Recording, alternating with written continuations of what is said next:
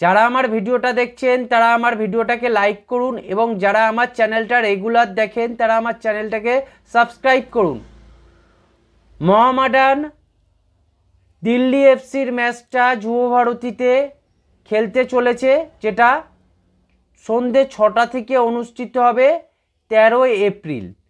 এই 13ই এপ্রিল মোহামেডান যুব ভারতীতে যে ম্যাচটা খেলবে সেটা কিন্তু একটা মোহামেডানের কাছে একটা উজ্জ্বল দিন হিসেবে চিহ্নিত থাকবে, কেন এই ম্যাচটা মোহামেডান তাদের শেষ ম্যাচ খেলতে চলেছে আই লিগে।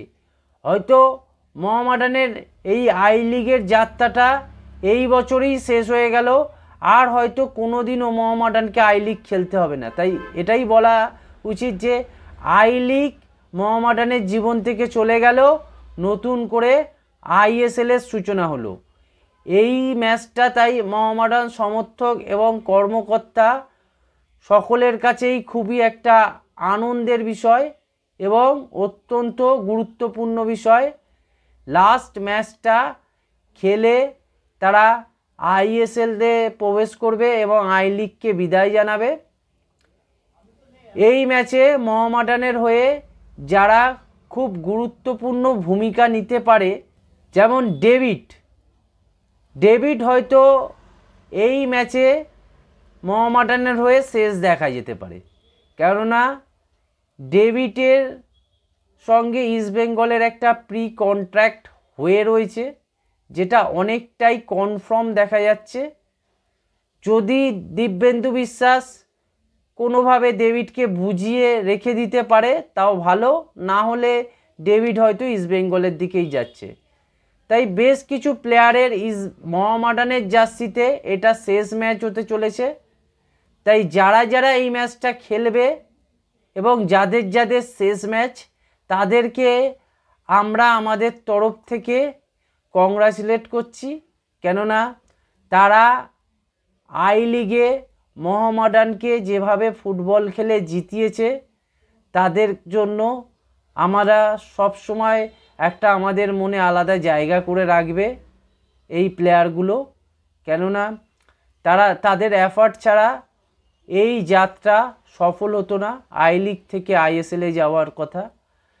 তাই মোহামেডানের তরফ থেকে এবং আমার সমর্থকের তরফ থেকে আমি তাদেরকে ধন্যবাদ জানালাম যে তারা এত ভালো ফুটবল উপহার দিয়েছে মোহামেডান জার্সিতে।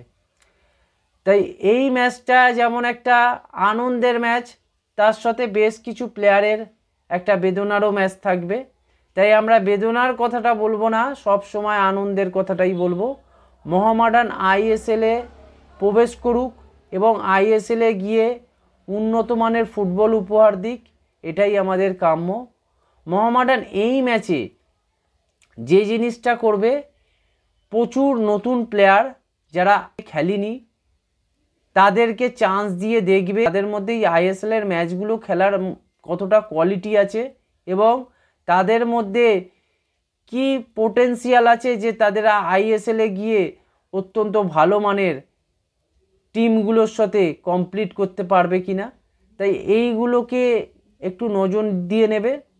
এবং যেহেতু দিল্লি এফসি অনেকটা লিগ টেবিলের নিচের দিকে আছে, তাই দিল্লি এফসির সঙ্গে এই প্লেয়ারগুলো ভালো পারফরমেন্স করবে বলেই আমার ধারণা। এবং দিল্লি এফসি যথেষ্ট কুশলী টিম, এটা নিয়ে কোনো সন্দেহ নেই, এবং এদের এগেনস্টে এই প্লেয়ারগুলো লড়বে এবং ম্যাচটাও মোহামেডান জিতবে, এটা নিয়ে আমার মনে কোনো সন্দেহ নেই।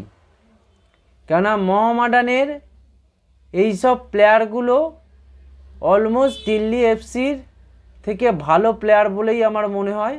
এবং যাদের আরও ডেভেলপমেন্ট দরকার থাকবে তাদের পরে মোহামেডান থিঙ্ক ট্যাঙ্ক তাদেরকে আরও ডেভেলপ করবে এবং ডেভেলপ করে এই প্লেয়ারগুলোকে আইএসএল মানেরই তৈরি করবে মোহামেডান। এমন নয় যে মোহামেডান এই প্লেয়ারগুলোকে সব ছেড়ে দেবে।